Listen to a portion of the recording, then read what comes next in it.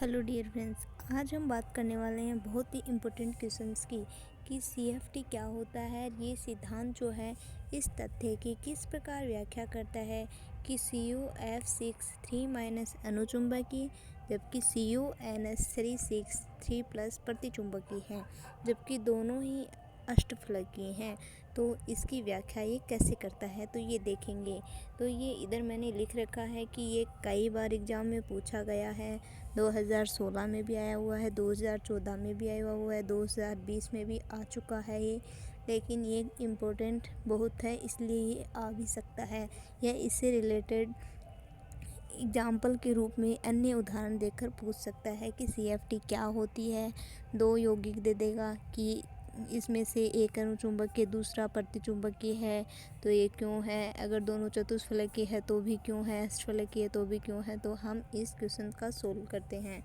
तो इस क्वेश्चन में क्या बता रहा है कि CO जो होता है उसकी ऑक्सीडेशन स्टेट CO3+ में लेंगे तो 3+ है।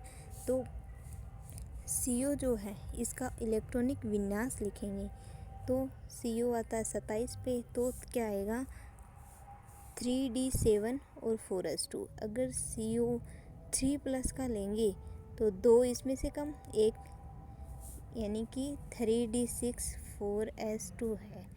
तो 2 तो इसमें से कम एक इसमें से कम, क्या आएगा 3D6, यहाँ पे 7 है।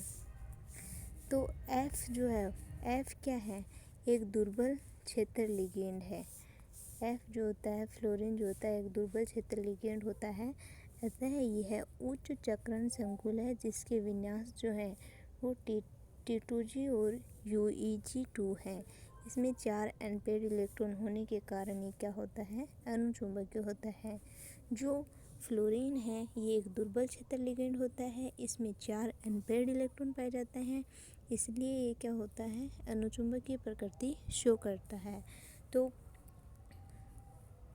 ये छः है CO के इलेक्ट्रॉन।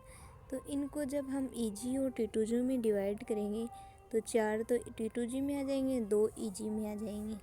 ठीक है, अब ये तो किसकी थी कि CuF6 3- की स्टोरी थी। अब देखते हैं CuNS3 3+ की क्या है। तो CO जो है वो 3+ है, तो ये हो गया इसका इलेक्ट्रॉनिक विन्यास।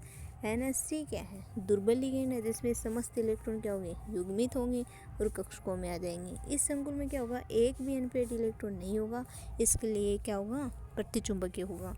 तो ये देखो, इसमें भी CO में कितने इलेक्ट्रॉन होते हैं, 6 ही इलेक्ट्रॉन होते हैं। लेकिन जब EG और T2G में डिवाइड होते हैं तो T2G में क्या हो जाता है, पेयर हो जाते हैं। क्यों, क्योंकि NS3 एक दुर्बल क्षेत्र लिगेंड होता है और इसमें एक भी अनपेड इलेक्ट्रॉन नहीं पाया जाता। जितने भी इलेक्ट्रॉन होते हैं वो T2G में जाके क्या हो जाते हैं, पेयर्ड हो जाते हैं, इसलिए EG में एक भी इलेक्ट्रॉन नहीं आता।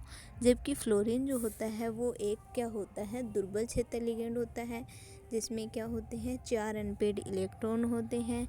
उसमें इलेक्ट्रॉन जो होते हैं वो T2G में ही रहते हैं और वो पेयर नहीं होते क्योंकि वो क्या होते हैं, दुर्बल क्षेत्र लिगेंड होते हैं। तो ये था आज का हमारा छोटा सा टॉपिक। अगले टॉपिक में हम और भी क्वेश्चंस की बात करेंगे। तब तक के लिए थैंक यू सो मच।